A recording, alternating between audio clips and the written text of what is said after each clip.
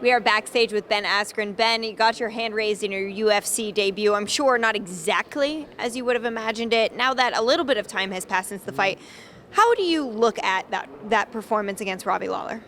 Well, you say not exactly as I imagined, but that's actually kind of what I imagined, right? I mean, Robbie's tough as shit. The idea that I was going to go in there and take no damage and finish him, that's reaching, right? So I had a way more realistic mindset that I'm going to have to go ahead and fight this man, and then I just got to figure out how to get my hands around his neck and choke the out of him.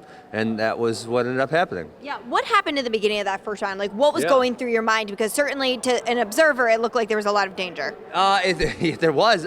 You know what? I almost had his back taken just right away off the bat. And then, you know what it was? I was like in a jiu-jitsu seatbelt position. And he just got his arm through to my leg, and he was so strong. He had me up and down so fast. I mean, it was like I didn't even have time to adjust.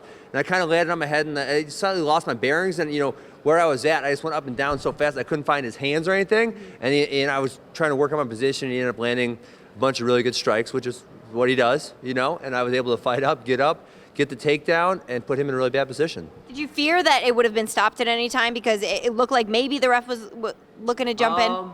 I didn't feel like that, although at that time I wasn't really thinking about the ref. I was thinking about finding his hands, you know? I gotta find this guy's hands so he's gotta stop hitting me. And that's all I was really thinking about. I wasn't really considering the ref. But to your answer, no, I did not feel, I haven't watched it. Okay. So I don't feel like I was in that much trouble. I feel like the slam hurt a little bit, and then after that, I felt fine. Yeah, certainly difficult to assess also when you haven't watched it back or really let that adrenaline flow through. But let's talk about the choke. Yeah.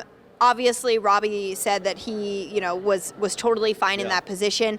What did you feel? What did you observe during that? Well, I think the main thing is, and listen, I'm not the referee, but you know, the referee comes in there, and Robbie's been in the cage 40, 50 times, and he says, "I'm going to say, are you okay? Are you good down there?" And that's what he did 3 times, and Robbie didn't really give anything. And actually, if you watch, the first time he kind of waves me off, I'm like, nah, there's no way he's waving me off. So I just keep squeezing, you know? And then sure enough, there was still no reaction from Robbie. And then I figured, well, he's telling me to let him go, so I should let him go. How did you feel about how, you know, Herb Dean kind of handled it, Robbie handled it? Because it could have turned into a very tricky situation. You know what? Honestly, I wasn't even thinking about it too much. And Robbie handled it like a professional. You know, he's one of my favorite fighters. And, you know, I feel bad that it had to end in a controversial fashion. But I have had a lot of people texting and messaging me, smart people, not people who know fighting. And they said he was done. You know, and the other thing about that is, you know, not only, I think I had almost 2 minutes left in the round. So it's not like he would have had to survive for the next 5 seconds. He would have to survive for the next 2 minutes. I mean, and you see me, I crush effing watermelons. I don't play around. I'm going to crush tracheas too.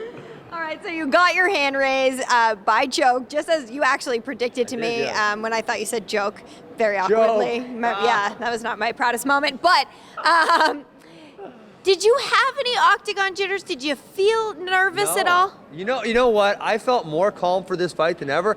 I don't know, there was just a sense of like, and everyone kept asking me, is this different? And it was just like, this is where I should be. This is, you know, this is what it is. And it was almost like in past fights, I focused too much on precision and focused too much on getting it done perfectly. And if I don't look great, you know, these guys aren't quite at my level, and people criticize that. And it was like, I'm just gonna fight this guy and get my hand raised any way I can. And so it was just like this sense of calm and enjoyment. And, you know, not everyone gets to fight in front of 20,000. I earned this. I worked my ass off to earn this in my life. And so it just felt like, it just felt like the right moment. Yeah, absolutely. That's really nice to hear, actually.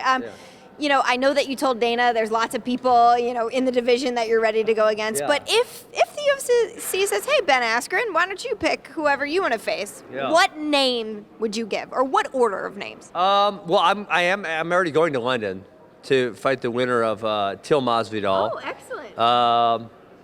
Yeah, and that's kind of, I haven't really looked at anything besides that since now, but we'll see. Okay, fair enough. Well, enjoy your time off. Enjoy your trip to London. Congratulations on your first UFC victory. I appreciate it. Thanks. Thank you.